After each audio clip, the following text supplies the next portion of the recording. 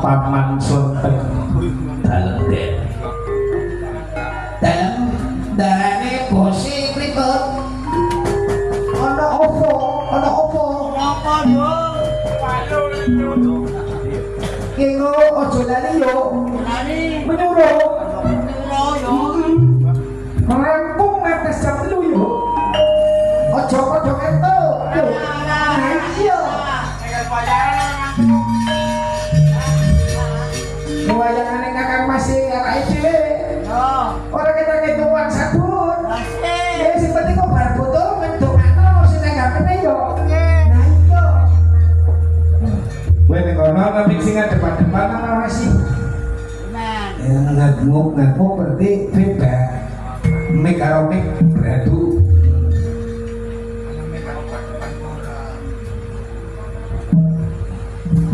apa salone kesel kecapean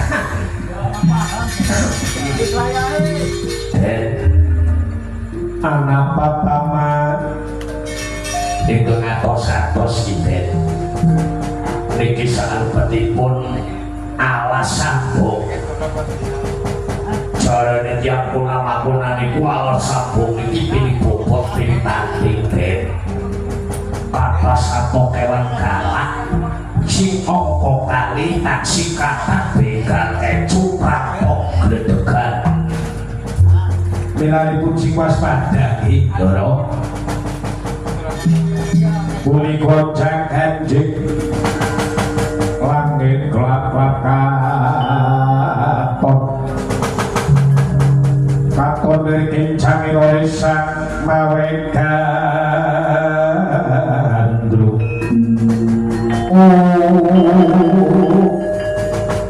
ditarik mengejar manik yang utang manyuro ya Pak iya pokoknya diganti manyuro ya urung-urung berarti wis rampung nyongo ya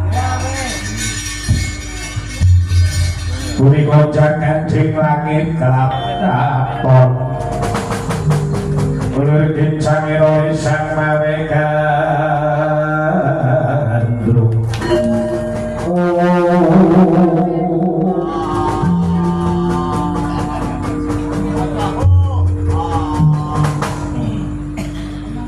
anggar boni tanane dinar bayo iya sambung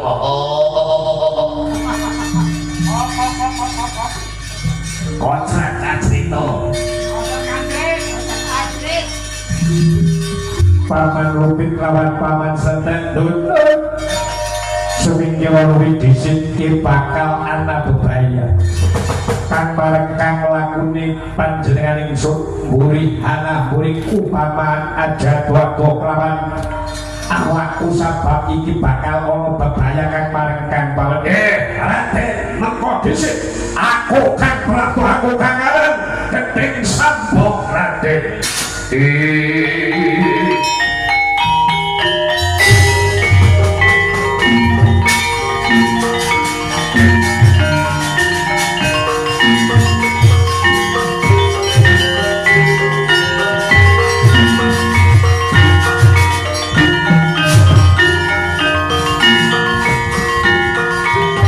atas iya paman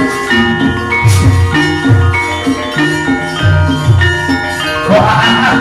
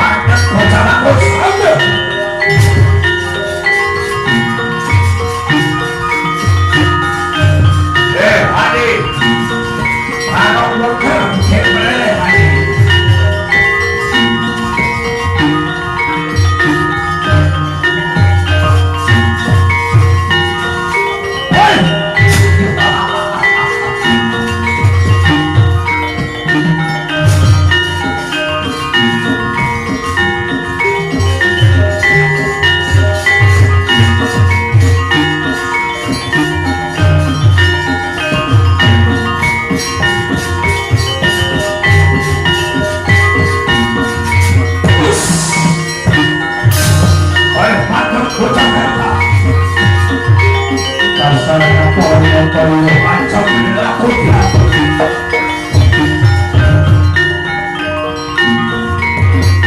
sasana kakek bisik ngerudak sasana kenapa soalnya kita ngerudak nama udah keponor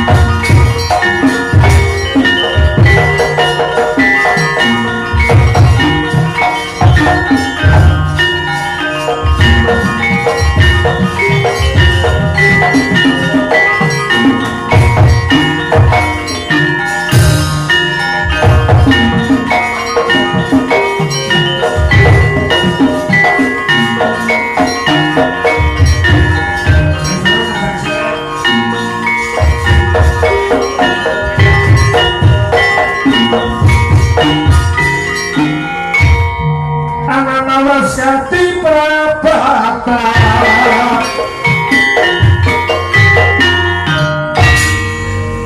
ya besok kan Pasono yang bisa peka wong pan maghrib kan balik balik ke sari menas ya Allah ya Bang paringi panjang umur nggih Pasono menawa ngomong nyong itu umur 9 tahun nanti nyong umurnya bisa kunjul sacuni Basono yang dan hitung puluh wonten nggih Mbah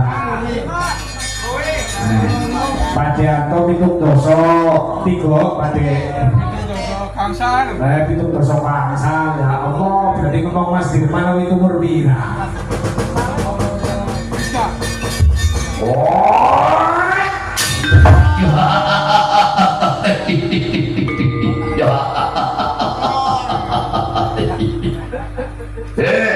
Raja Sinatria bung mati tanpa sabar takut melawan priang kaku bocah pel bentak putra dalam Sunan Ampel rahmatullah aku kangaran Raden Posim Sunan derajat aku umawani ku belajar hane kana sambok panala kali apa siramu aku lagi ngetutake laku kejepeng podo laku ning netraku tumuju marang endi suwiring angin bakal takin diri aku lagi lelakon nidang ketawang kenang apa kau gedeng-gedeng larangan aku mlebu alas sambok wah apa orang kelompok terhadul panungo yang kalau mana sambok ini gue dadi kekuasaannya aku kangen di gedeng sambok aku kepala perampok hane halas kene Kulakai buri siapa? Aku kangen gedeng wongker asisten kakak yang gue sambok aku kok perampok pada baik gawa puntelan bakon sing ning pundakmu gawa puntelan Mas Picis raja berada waktu tidak tak caluk dari aku iki tutura Mas Picis raja beranake anane kitab Quran tasbih lawan sajadah kanggo salat tadi kowe golonganane para kiai aku butuh kiai aku hambane Gusti Allah Subhanahu wa taala suriramu tak salami ngerti apa ora assalamualaikum warahmatullahi wabarakatuh waduh ora paham nyong pahame yo punyaku ya badaku ya punyaku ya badaku ya bojoku ya makedok makruk susun pitu wah real satempayan wang royang satempayan gedong dhuwur susun pitu bojo jejer papat ayu ayu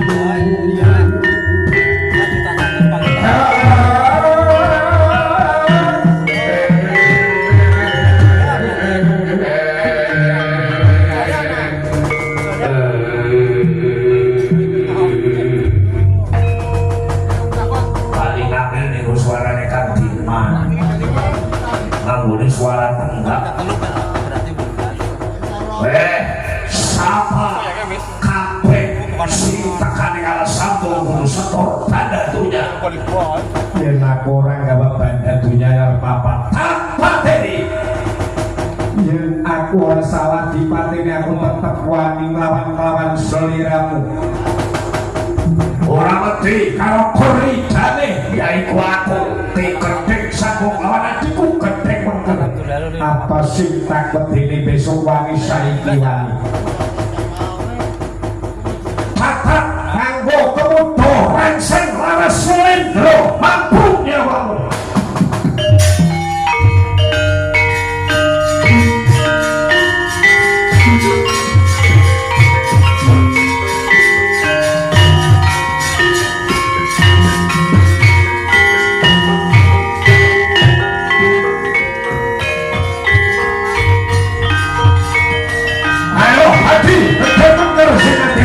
ya Allah beres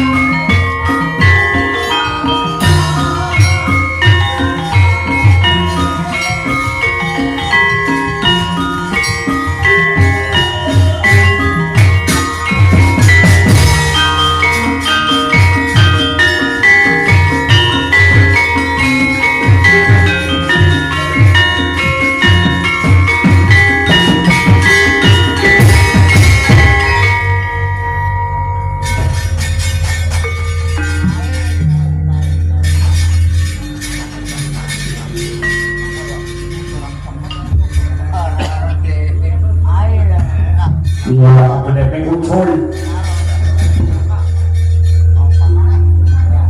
ngomong terus apa ini halo mantap awal pun ya disebut ayo berarti surat derajat angus konang Jembaring yang sebut Jembaring Jala Sutra Kemanten diarahaken marang yuwi badane gedeng sambokon gedeng munter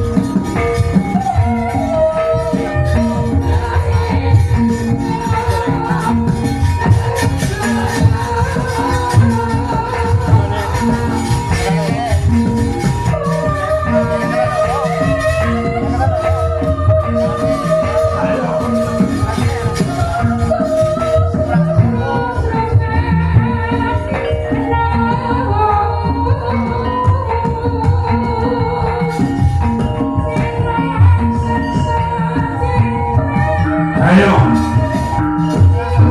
aja tinggal gerakan colok ayo kongkosi tuturan tak sinatria aku bakal tinggal colok lain ayo ngomong bicara gedeng sambung apa orang ini orang kandeng kurang pengabdian barat Jembaring Sumpah pengantin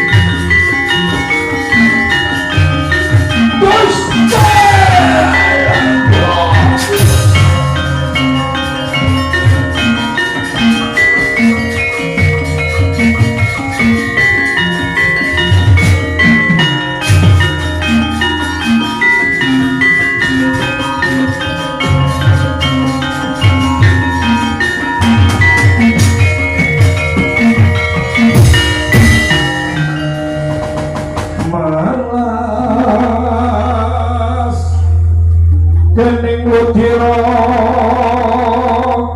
kawan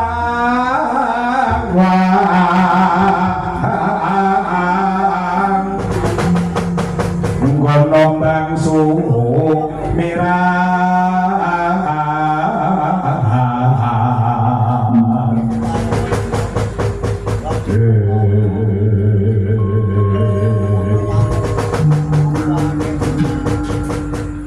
wis panas wae dasar-dasar lu. Barang blur jati kapan blur jati ya lumrah ya wong jamak. Mangor biasakan semangat cara pringgang gali. Dalam laris terus ya apik yang ngono kan tapi kayak dador apik. Kayak panjang ono kayak wah garap terus latihan patet barang bes di lombak lalen kabeh. Cara mangkat soalnya wah aku jaluk urip Raden waduh kula nuwun desak Raden apa peratan dari wong bertobat sabta kuliman jalma Raden sabta pitu jalma manusa urut pitu kula rawani karo sampean Purun pitu mboten wantun kali jenengan Raden.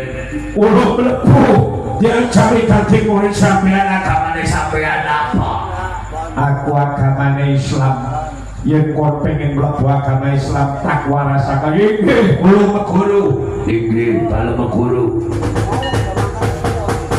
tak rucat kekuatan Jala Sutra Kemandin mau waras balik waras.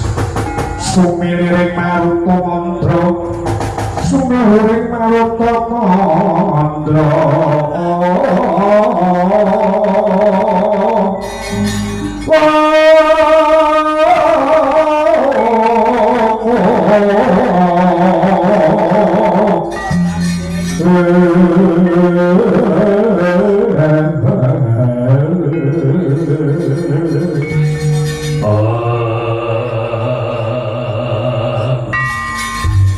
Paling angel ambian suara pojok.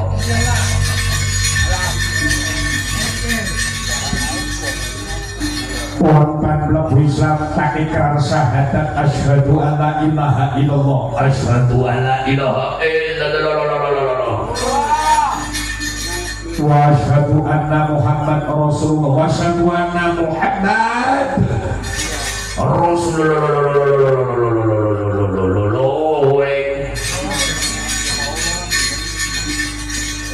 wis ora fase ora apa-apa kon mlebu Islam sabok Balok. kon mlebu Islam sinawa wudu terus nang kok melu belajar salat lawan jeneng ingsun wong ker Pripun? syahadat mungkin asyhadu alla ilaha illallah Asyhadu an la illallah wa asyhadu anna Muhammad Rasulullah wa asyhadu anna Muhammad Rasulullah. ya ora ganti apa kon mana sinawa apa sing wis tak ajari Ulun-ulun jenengan mawon. ora usah lagi mundi dawuh Sultan Demak Bintoro aku bakal laju yaiku marang gunung kang sing sinebut Gunung Mlawet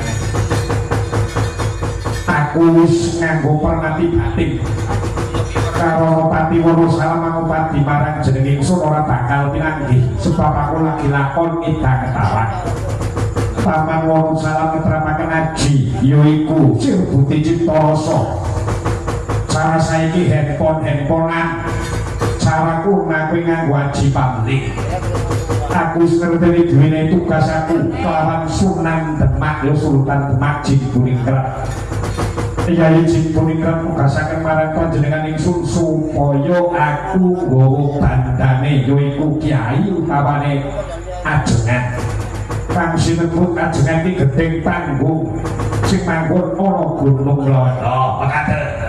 Mokotur kodo panjen kowe mangkono wis karya Basuki aku tak lapas tumuju yaiku marang Ardilawe tanah bobot sari pokalan mangi bulan lakune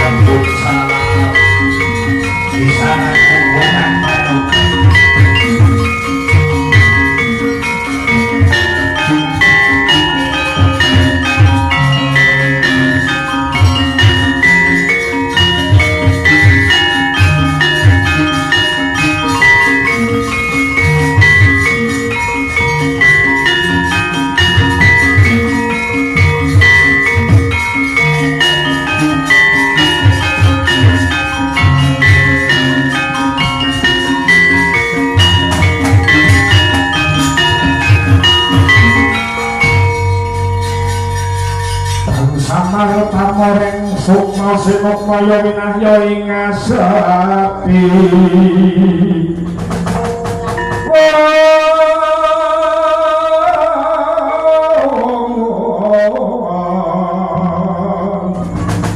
sinukma ya winahya ing asepi sining pentelenging kalbu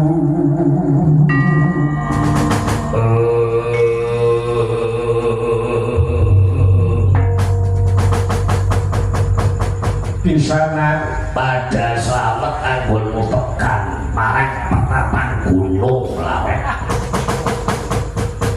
nguning di Kanjeng Yai kadedah dahak kaling wurdu kula nampi sabdo dawuh panjenengan dalem ora susah datang aku takonaranmu aku ora pagling sliramu posing ya Sunan Derajat anak Sayyidina Ali rahmatullah ya Sunan Ampel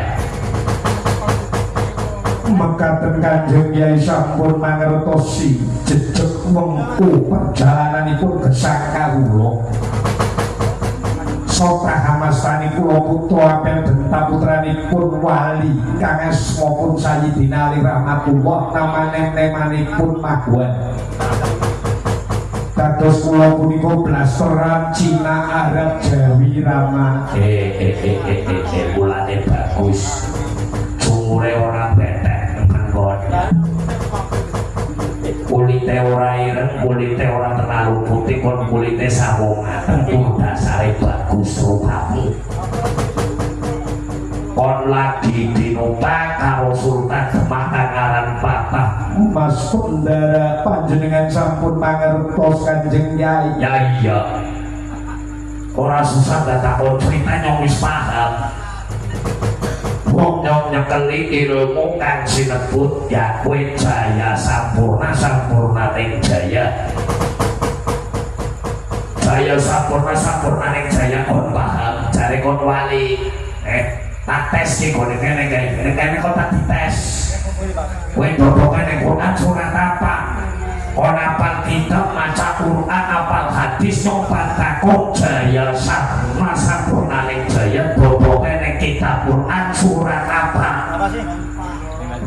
kula boten mangertos Kanjeng Yai goblok wali ka goblok wali kowe aja goblok sing cerdas sing pinter kandunganane Quran babonanane apa surat apa ingkang winastan punika surat Yasin nah ini kesmaning dadi apa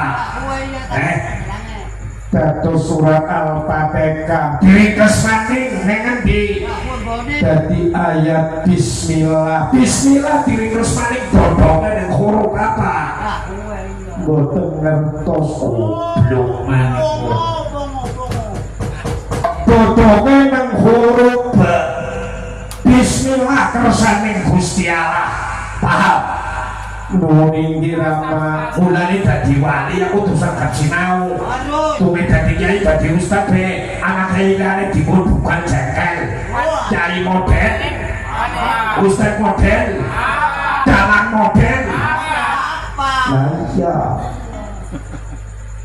anak bekerja sing sukses sing sugih karena rajin bekerja ditutup tanggape monine nyumpang model apa wong pengen sugih kudune kerja kudu saiki sababiyake wong tua kaya motor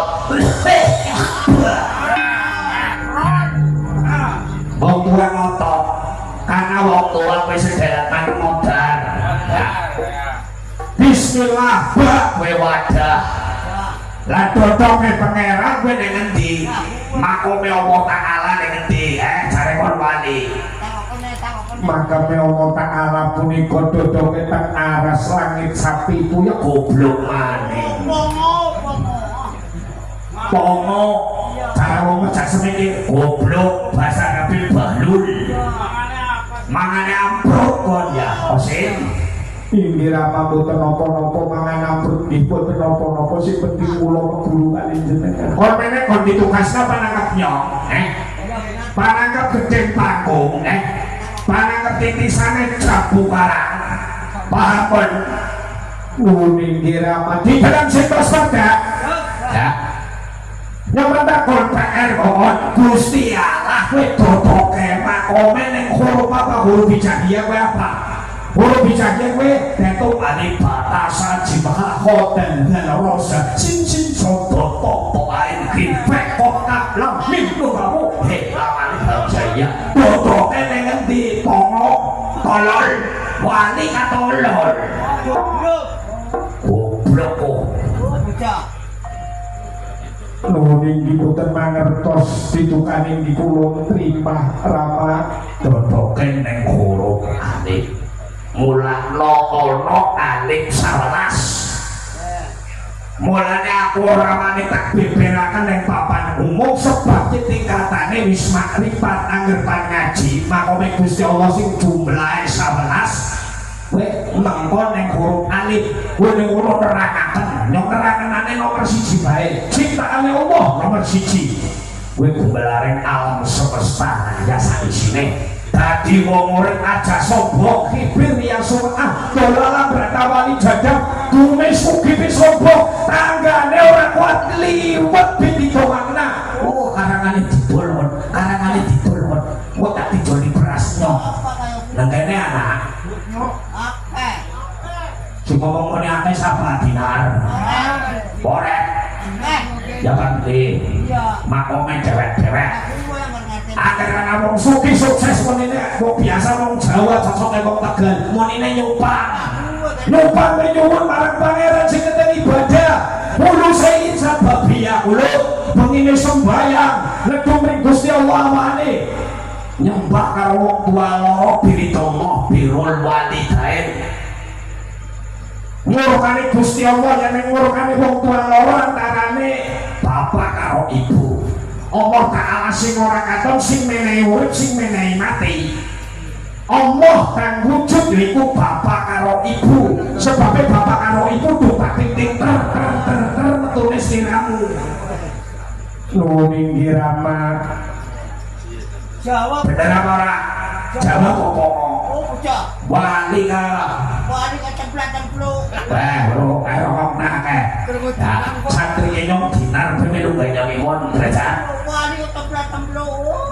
wali ketemplang templung wae dirokokna gedere mongone ora naso tak prei Kedere kabur. ora makan tedur daripada kedeter yang mendingan semua untuk Kang Mas Dirman sampai Kang Mas Dirman wis mati tahun 2010 Yakin. Mas Dirman wayang neng ti gue pas balik ninggal wah neng pelabuhan apa ya Samong nyong wayang Jati Lawang tadi ini ora bisa daya pada baik gue ngisi acara pitulasan mugia swarga langgeng gue Kang Mas Dirman nyong paniru tetehe tak tiru Bati repan dalang wayang santrinan pandeli ku guyonan tok lah kau dalan ilmune percuma jadi dalang orang gampang agamane kudu pinter sastrane kudu pinter andapasane kudu pinter kebatinane ya kudu pinter mujungna doa-doa maring leluhur orang ngerti nasabe ya tumpak dinding wis pokok bahapan pengen suki kudune kon ikhtiar pengen suki deh rumusnya tak warai orang waktu pribadimu kudu diamalaken cukup tanah waktu sing dongane makbul Gusti Allah Ar-Rahman Ar-Rahim udhuni astajib lakum gawe Gusti Allah salebetipun Quran panjaluk apa tak ijabahi ning waktu saatane njaluk marang pangeran kudu ngerti waktune paham paham kok Templak lipat. templak templuk Inggih Rama saatanipun menapa saatanipun wektalipun jam pinten cukup tanah waktu asar ya terus waktu asar terus menduhure waktu asar terus subuh ya bar subuh mati anggar sing urut sing subuh dhisik subuh asar maghrib. Ya, dadi ana telu kowe ketiban Sri lungguh dunya. Maca surat Yasin sepisan, terus surat Ar-Rahman sepisan. Ya, kowe dirokokna kowe. Kowe dirokokna kowe. Surat Al-Waqiah sepisan, terakhir surat Al-Muluk. Pol-polane ditutup surat Al-Fatihah. Wong cocote wong Brebes Tegal ya monene Fatihah. Hirobil alamin yang ngalamin ora apa-apa. Ora susah tajwid maus ora pase-pase Gusti Allah kowe denenge ati sajrone ati. Paham? Nuwun inggih Rama. Tolikon pananggap dunya model apa? Kowe ora ngerti jine matine Rama gurumu. Disawang sing bener. Uluk disawang sejatine aku sabar.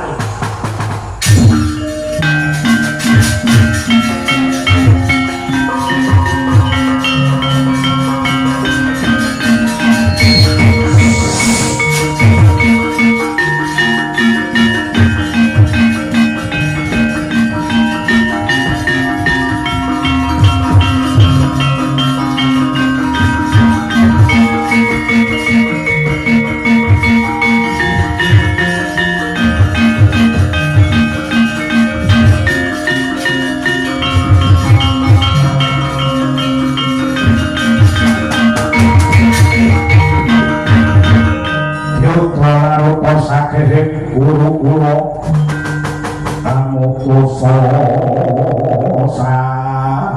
Sri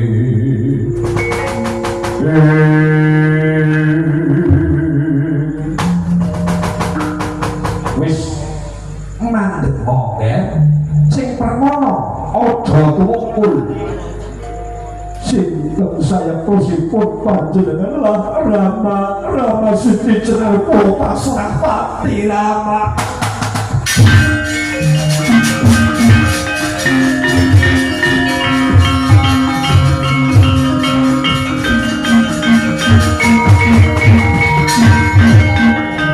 Wis ya kayak kita anak murid labrok orang guru karena Sultan Demak Raden Patah ya wis anak prah turun darah Tionghoane ya biasanya keturunan Cina Tionghoa kuwi rada pelit-pelit mencitip bahil berkilit tapi apa wonge keturunan telung ras turunan Cina Arab Jawa mulane kon bagus ya. Aku Siti Jenar Rama gurumu, aku sing dipitenah monine mantine dadi asu ireng jasadku diarak aneng tlatah wilayah Demak Bintoro Siti Jenar aliran sesat ngerti kok?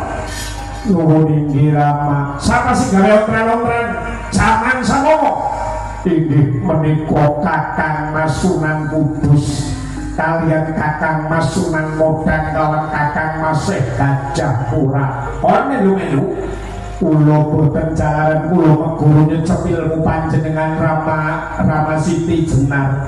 oh kaya ngono. Dadi kon ngerti sejatine Siti Jenar.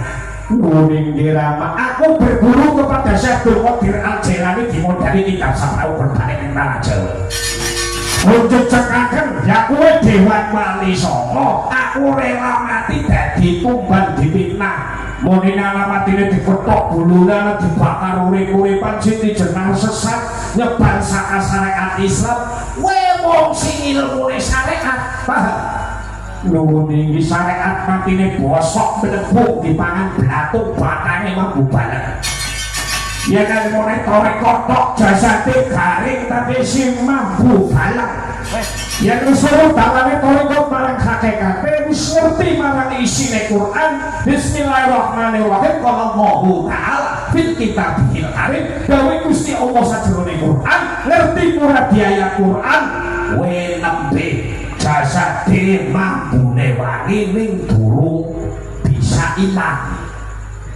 kowe diperuntukkan ngomong sing khotmil Quran jasade wangi tapi durung ancur kutu seger kaya mleger nalikane sore mu ora ana roh lawan sukmane peja sing sampurna kados pundi rama mati sing sampurna nger Sunan Derajat Raden Kosit nggih dirokok mati sing sampurna ki wis nyejepi umat pripatullah sabdane ingsun yo sabdane Allah mulane duwe cocok duwe cangkem aja semena-mena ngomong celangap sakarepe dhewek ana ucapan adalah doa bidoa ya mulane ngucap marang anak bojo yo ngomong sing becik marang kanca batur yo ngomong sing becik ucapan omongan wedongan mulane dadi wong tuwa kudu bisa ngomong marang putra putri turunane ya kula makrifatulllah jazade sampurna jazade mampu wangi bubar ditalkin kiai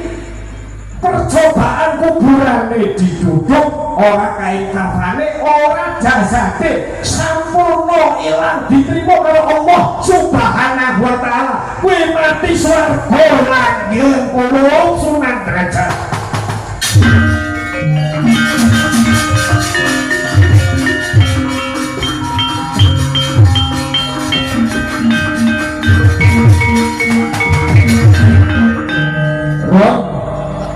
nenek kalian diundang basana mandeng bah runda bergendang esok iya wong tua kecapean lah malah deko damai ngapa pedang jaito gua baru wis jengkel aja super ya ger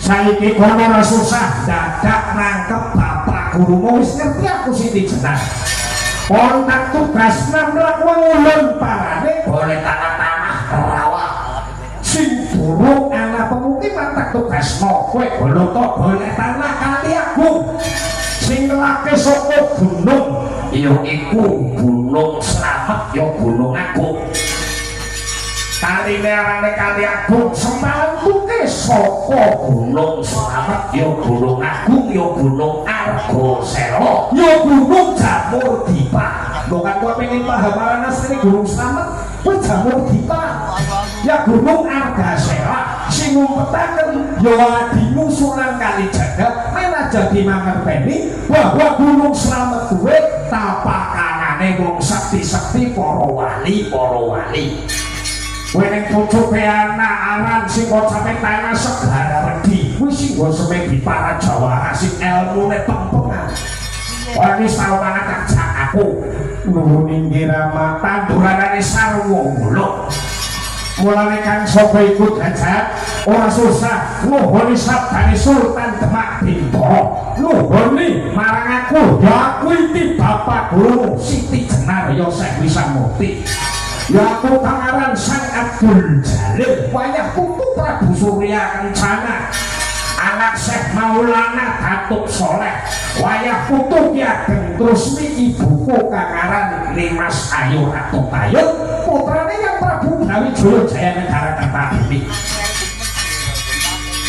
tadi aku turun campur galuh pajajaran lawan mojo wae mulane dadi jalanin ora pinter sejarah jletrehaken kayane aja dadi jalan percuma dadi kiai ora bisa murati Quran hadis ya percuma lajeng kados pundi mlaku ulun parane kon bakal sing ngekake besok ning kono bakal babat ya kowe tanah anyar ning kono tanah isi rawa-rawa bangun masjid kang sinebut Masjid Agung yo nggih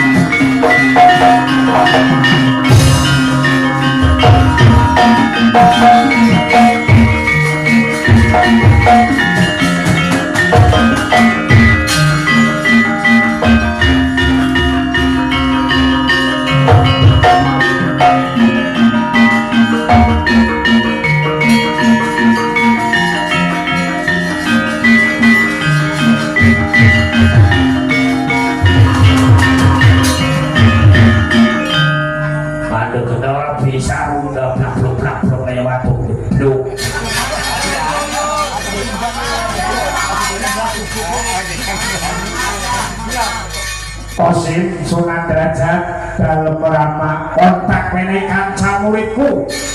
Muridku ki masih ya di seperguruanmu iki iman sahadat kelawan iman tauhid ning bakal tak rubah wujude ora rupa manungsa. Sahadat dalem romogan tauhid dalem romogan on siap tak rubah wujud berarti dipun rubah menapa Kanjeng Kyai kula sagah kula siap lahir terus sing batos kula iki siap lahir terus sing batos Kanjeng Kyai tak rubah dadi asu putih kelawan hasil jret dadi asu.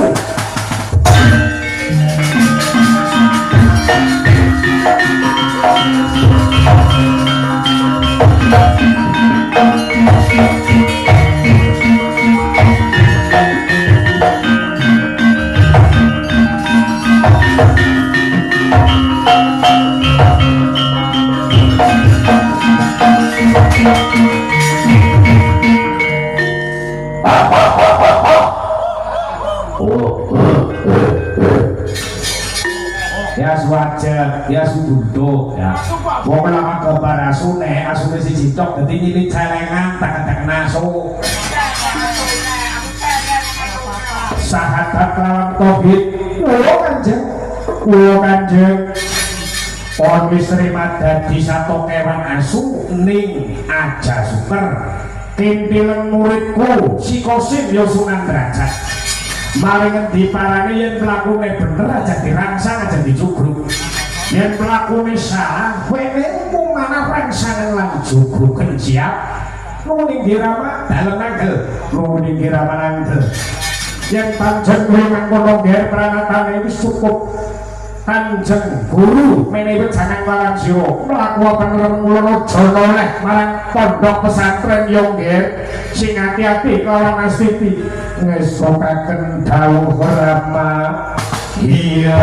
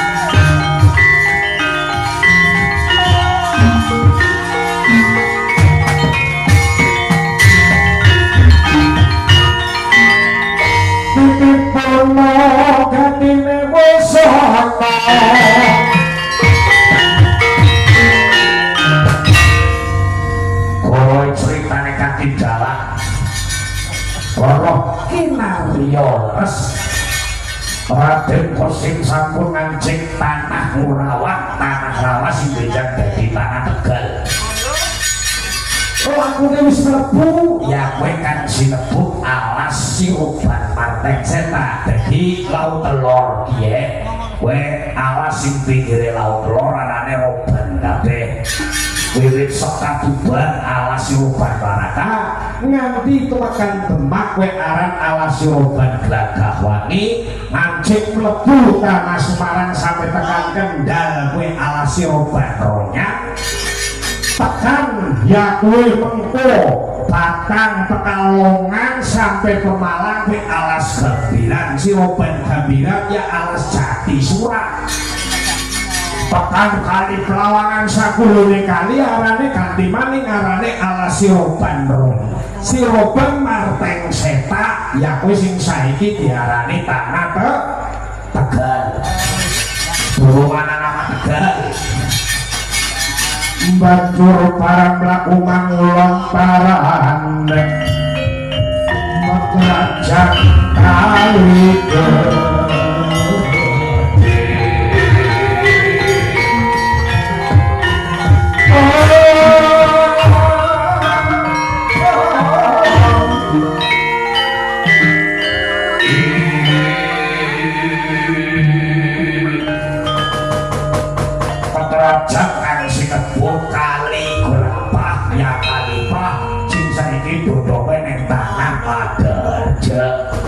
sing mau go ekstras ya dadine tinggal ekstras disit kedine sing ora nonton nganti esuk iya ceritane kaya kae kedine Pak Depan kopan terus nganti ceritane betul jangan sing cerdas kene ya uwe aja wayang guyonan tok sih ya jadi ini sampai maring kali kenapa kok jadi anggap bukaji gue siluman bukaji gue menungsa si wayah putus Jati Purba ya Sunan Gunung Jati paham? Kemudian mana kali Panyupang si Panyupang kayak karena loro jembatan kali warna loro ya dalangnya badan paham bonyok ditinggali kita bisi benyong dalam baik bapak nenyong bapak ruban bapak cilik dalam Karyono sing wani lakon keluarga Kali Gerapah ya Kalipah ya keluargane kula karena ditempuh simbare kula bapak cilik Yono bapak dalam ruban Yono Solo bapak Nekantus bapak cilik Mario kowe padha nglakoni gentur ning kali tempuran Kalipah sing padha telu izin dhisik ora slonang-slono dalem apa model apa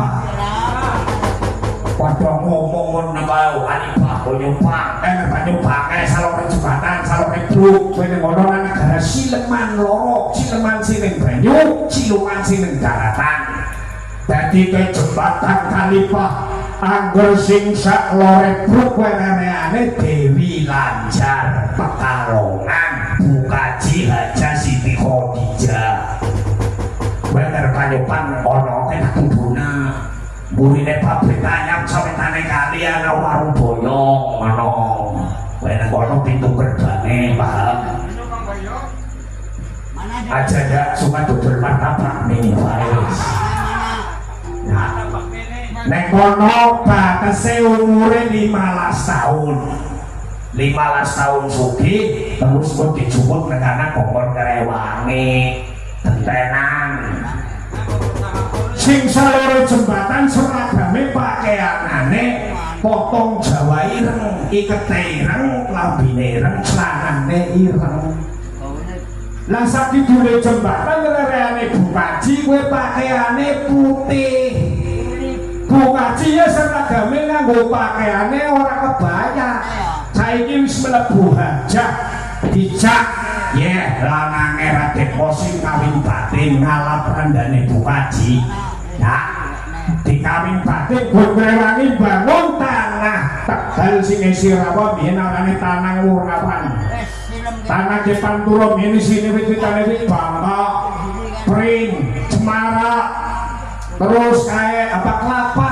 sing urip nang tanah asin paham ya Keraton Kali Gerapah keratonnya arane keraton Bayak Mas pintu gerbane keneng ning Soreren sampai nang gerbang ketemu Bukaji teng mriku nggo nyuwun keberkahan Boten nyupang, sing ngene nyupang ki enek kongkon maring Sorono tak kudune sejarahe. Kali ngundang wong sing ahli kebatinan, wong sing bisa mlebu marang sukmane marang alam banyu. Nyong ora guyonan. Paham nggih? Jadi alhamdulillah Kang Mas Santo nyuwun lakon iki, kula seneng. Insyaallah diberkahi kali Gusti Allah, diberkahi kalau Gusti Nabi, diberkahi kalau para rasul lawan para nabi lan para wali lan Bu Kaji.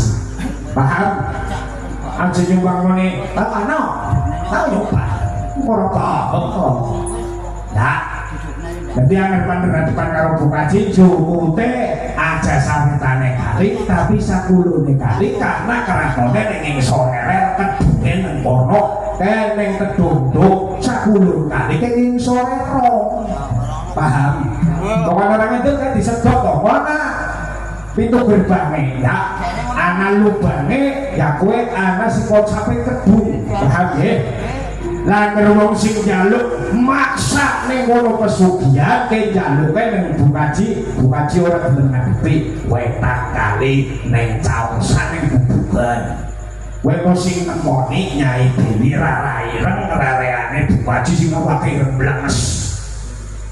Oh pengadilan ning tanah kedung miyo Branten sing nggo ngadili wong sing njaluk sugi digebuki ning kana. Kedung miyo petisi Branten. Kowe lake kali tekan karo terakhir Pak Bintangkah nang burine ana borong-boronge paling ning Roman. Kowe ning bol-bolan Roma ya blas bumi. Wis tau kana? Bukan orang itu yuk katakan wisata religi. Alhamdulillah taat berkah nggih. Jadi mereka sing jaga jenenge Mbah Buyut Raden Sutadirana sing dipercaya karo ibu kongkon jaga kerajaan Kaligrapa aja diarani Bu Kaji niku siluman. Paham?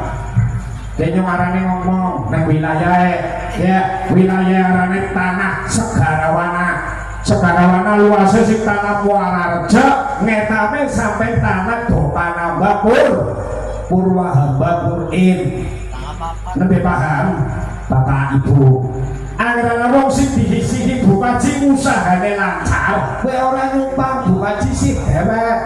Wujud menungsa. Puasa 7 dina mawon ngasep ya. Sora susah maring Surono. Puasa dhewek 7 dina ngasep segene dikubah. Insya Allah sama direwangi ya ulo taksi alhamdulillah bokane si wayah butuh beriku karena ulo melampai hujangan si bapak nyepeng sahadat lautan sing nyepeng ilmu niku ora kena mbaduk satu kewan sini banyu. Paham?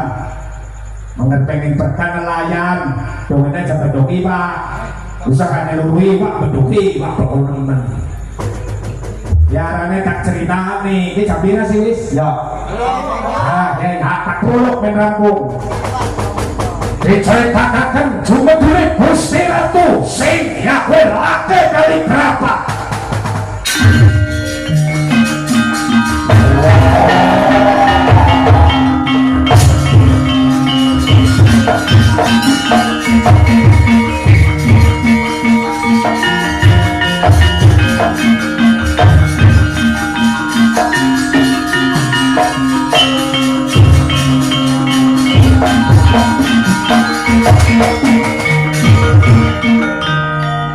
Yoga rupa sakehing kuruku amukuso sang Sri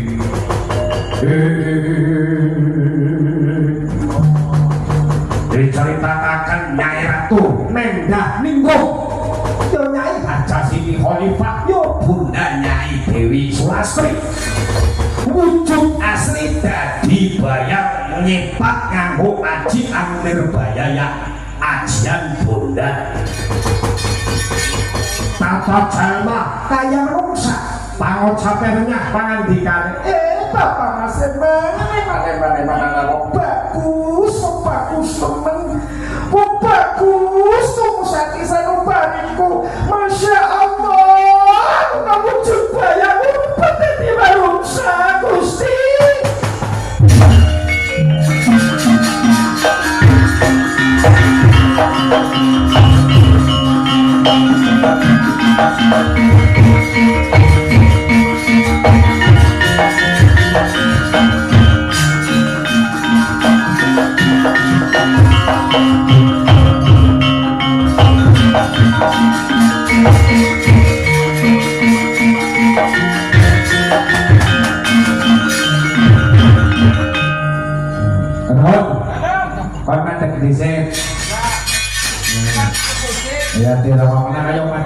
amat.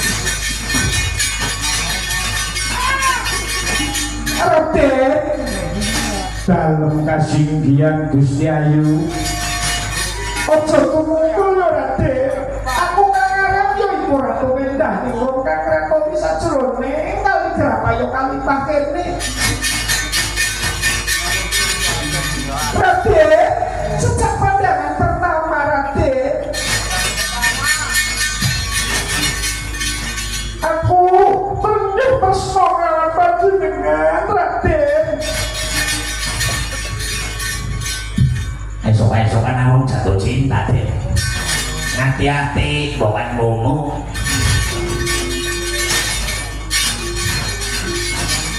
Angger mumu yang kau nyoba wes. Otak bawa ngetat, wetane kalipa, dan nyambung wetane kalipa. Lah usluk ngono. Ning orang yang kena balak naruda kan ngeradu sana. Kurang ajar panjenengan man. Ora. Sampean wong yo. Wong Kali metune sing kali. Kuparatus paman. Orang andel wong awan burung teko. Kali mon ini kayak kebo ya, ngomong ngono. Oh mau berarti anak kewan paman. Oh, mau kewan. Seperti menaranya apa sih? Roda, cecak sih karena buntutnya gede nemen sih, kali arahnya apa sih? Belum, Menyawa kan juga jeblok nyawang jini kok. Banyak cari yuk. Mau penawasan yang privatnya bener kan? Raden dalam Gusti Ayu. Raden, terus mau datang panjenengan diputampi swita kulo Raden. Makin jenengan berarti kajian mengopo mati kulo bantu Raden. Inggih Gusti Ayu, kulo kepengin bangun tanah rawa-rawa mriki dadi pemukiman. Kulo pikantuk wejangane Rama Guru sing jambu karang. Sing dititisi Rama Guru Siti Jenar. Ya kuwi supaya kongkon bangun anane masjid agung pinggire kali agung. Momangkakan sapa iku tanahe sitanandut kados mekaten kula butuh sabiyantu panjenengan menawi panjenengan kepengin pinumbuk garwa kaliyan kula. Panjenengan saged wujud akal alus kula boten. Iki kula pun kali batin kemawon Raden. Jalaran kula panjenengan pindahan. Menawi panjenengan pengen pinangi kula loro sukma niki rokonane pinangi iki cah bagus. Saya mangkon mau Gusti Ayu. Iya. Wong ayo kathah temen bagus temen.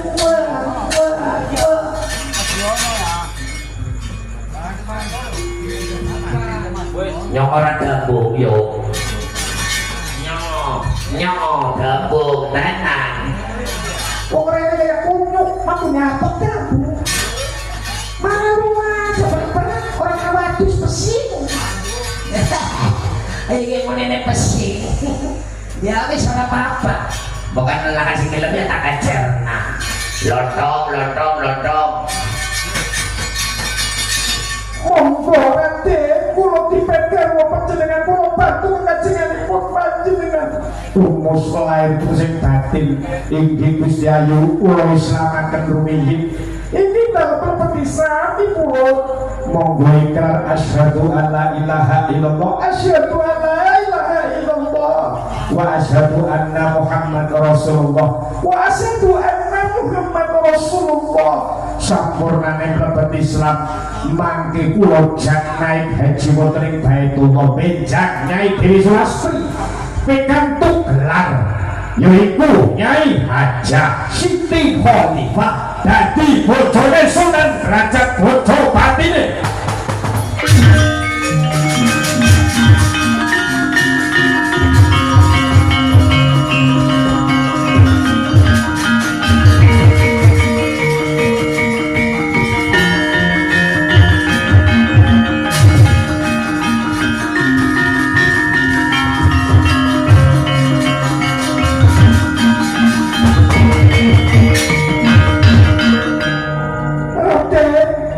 Dados pundi Gusti Ayu sampun kaget Raden kula tak mlebetnya jiwa tunggal kali panjenengan menapa ingkang dados kersanipun panjenengan saged kelakon panjenengan badhe golati kaliku lurus mawon pangeran kula ingkang nedahaken kula tak mlebetaken uga panjenengan amin nuwun sewu Kang Mas.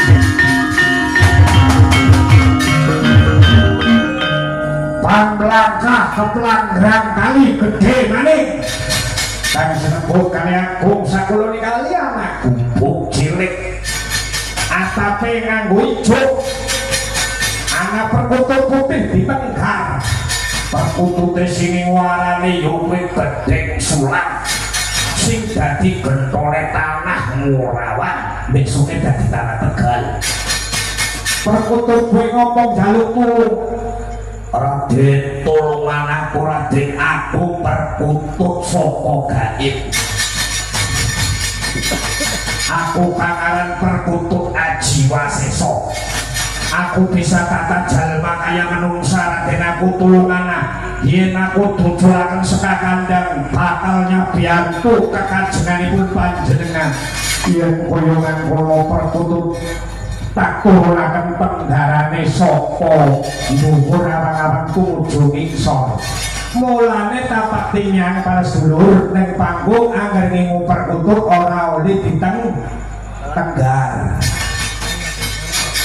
mulane ning masjid agung masjid Kalewandi karane masjid agung sing asli kamu bangunanane pondasine peletakan batu pertama wis Sunan Derajat karo mengko ki kok critane rokonan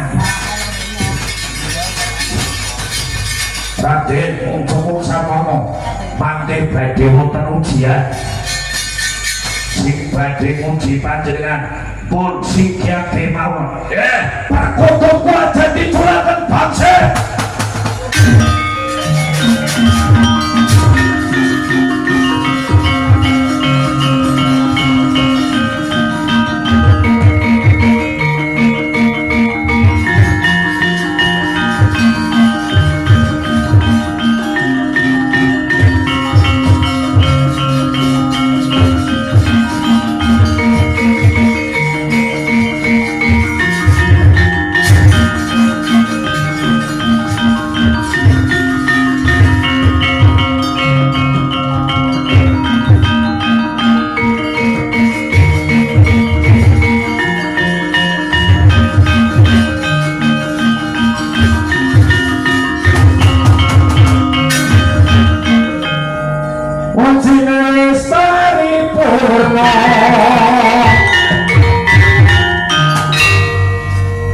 diceritakan orang patut ingon-ingon aku perkutut putih lakat dudulakan blangsekon sarangan bocah sekapel bentar jenengku Raden Kosim Sunan Derajat mati wani ngocolakan perkutut kau teka pinggirnya kali agung ya kali duk tengah-tengah alas parteng seto kenapa aku bakal bangun bakal babat alas kanggo perkampungan aku bakal bangun anane yaiku masjid kanggo siar Islam ora kena jalan aku kiye agamane kabeh kaya agama tanah Jawa asli ora oleh mlebu nyek araken Islam ning tanah Ngurawan kene sing ora oleh sapa kabeh kurbaning Gusti Allah kon ngejak apa-apaan karo Ki Ageng Sunan orang ngejak apa-apaan aku tingkatane ulama wali ora seneng delok saiki aku duwe babonan duwe kudangan kudane apa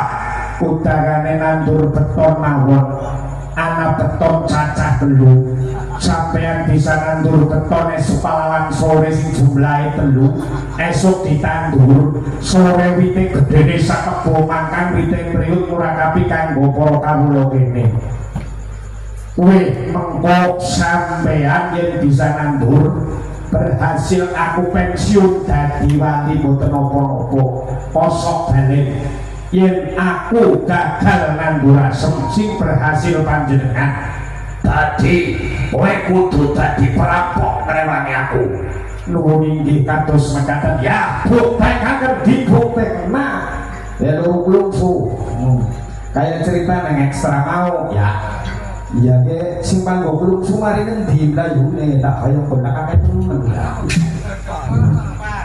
tangi mas yo cukup tenang ya anaknya kamu tuh belajar kayak lungsu jumlahnya telu wis ya wong laka lungsu asli yang aku nengi wis sing mata londol ya diceritakan sing nandur gedeng sulap belum tandoye monggo ingkang nandur panjenengan ditandur gawan nasuk gedeng rono iki dicor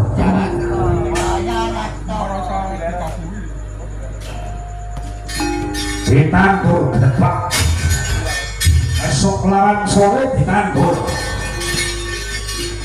belum suwi mau bosok orang bisa pukul wilangan ya sulap anaknya kosok balen bunga pentenan suman derajat sing nandur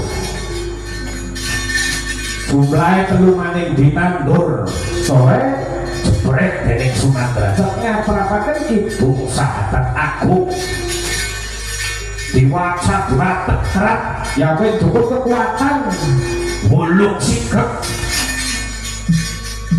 biji bungsu pukul jumlahnya telu medetep gede bisa tumbuh asem cacar telu aneka nasal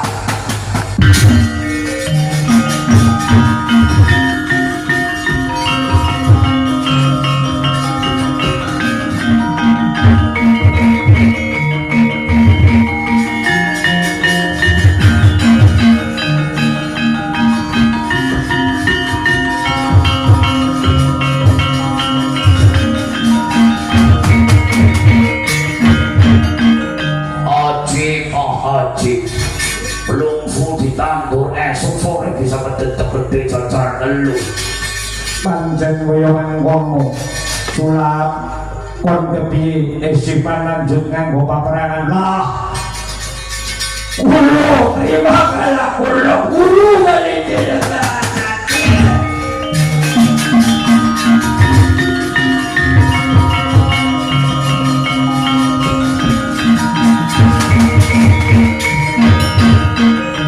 korban meguru karaku tak ikan mlebu Islam dhisik asyhadu alla ilaha illallah asyhadu la ilaha illallah wa asyhadu anna Muhammad Rasulullah asyhadu anna Muhammad Rasulullah ora apa-apa sing penting yakin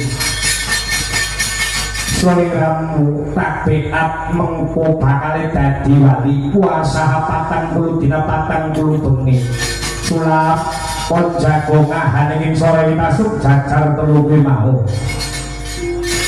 tanpa 40 dina 40 bengi rampung ditembboni karo Sunan Derajat ya Raden Musik lasak wise tapa kowe mau rambutnya dicukur dipendem ya kowe nemtokaken tanah Palarema petilasane kae wetane SMP 13 tanah Kota Tegal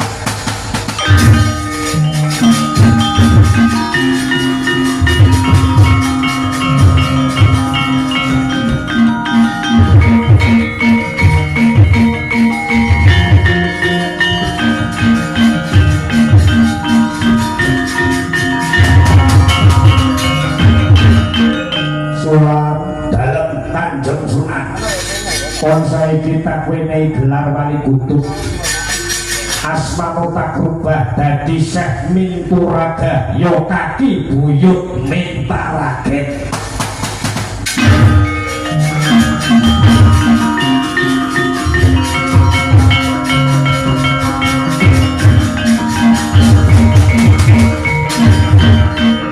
Tanah rawa wis rapet kaya ngene akehe dadi tanah Pategalan rejaning jaman tanah rawa kita berubah dadi nama tanah Tetegalan. Yo Tetegal, yo Tegal, Tegal, Tegal, Tegal, Tegal.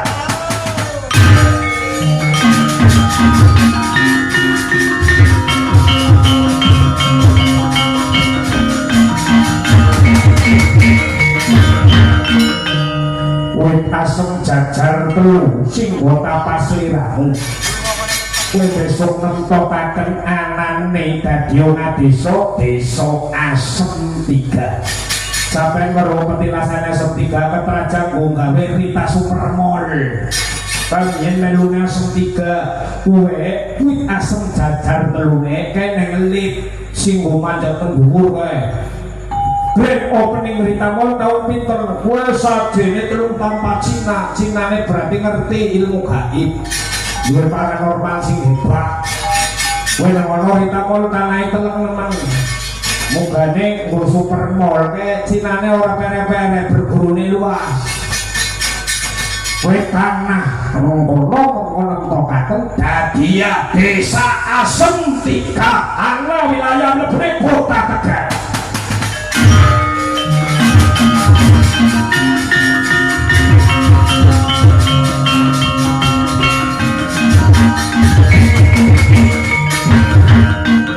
Tanah Singho perkawinane Sunan Derajat kelawan Bukaji Hajah Khalifah yo Nyai Dewi Sulastri neng kono tanah subur perke kali gede winantu besok petilasane Gadyo desa Padamakmur ya Padaharja Kabupaten Tegal.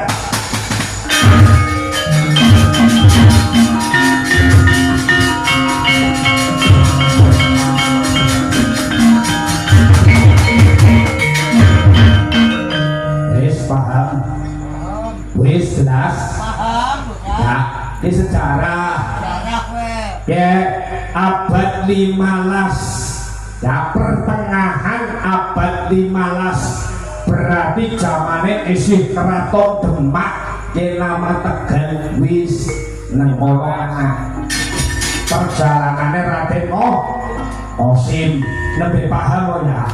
Neng YouTube boleh di sampe ngasih butak ke ceritanya diusak landang abe taune dinane angkat taune karena negara kita itu negara mayoritas muslim jadi musuhnya wong Yahudi eman pengen merusak tatanan negara Nusantara ya Republik Indonesia niki sampung ya kue kok sampai gak paripurna besok ya Ageng Sulam saya Minturaga duwe anak padung siji darane Dewi Rantang Sari buat ceritanya ngenanapnya aja gue hajatan gue lakon gue lurah kebogisan aja menang bisa berantakan rumah tangga dan keluarga sing cukup ya tadi belakang gue mau sedekah bumi orang bapak lurah kebogisan. Terus Raden Kali Genteng berdirinya desa Pejasem ya Jago Hajatan. Kita klinai penjelasan sing jelas. Lakon sing go keberkahan di Sunan Derajat Bapak Panggung Tegal. Ya digelare Mbak Panggung napak tilas Bapak gurune sesi dijenar ubah wujud nganggo aran di gedeng panggung. Jadi besok Sunan Derajat dicekel karo para barisane yakin iki gedeng Sulam dibakar urip-uripan tapi orang mati berarti mendaur ulang Nabi Ibrahim alaihi salam. Pancakane panggunge kuwi ora kobar geni mulane petilasane darane tanah panggung sing wilayahe tanah kota Tegal.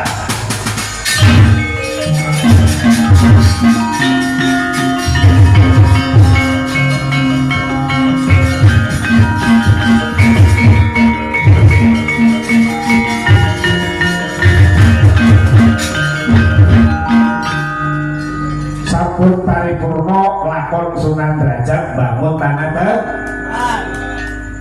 wabillahi taufiq wal hidayah wal inayah wal barokah. Wassalamualaikum warahmatullahi taala wabarakatuh. Kulo sing dadi dalam sarungan selamat, Bapak Dian Mulyanto sak keluargane selamat, sing ngunjungi pada selamat sedaya, masyarakate gede cilik tuano menjasut kabeh pada selamat. Mugia mempeng ning agamane, amin Allahumma. Bismillahirrahmanirrahim. Rabbana atina fid dunya hasanah wa fil akhirati hasanah wa qina adzabannar. Wa subhanaka rabbika rabbil izzati amma yasifun. Wa salamun alal mursalin walhamdulillahi rabbil alamin. Runyang jagat wetan kanca.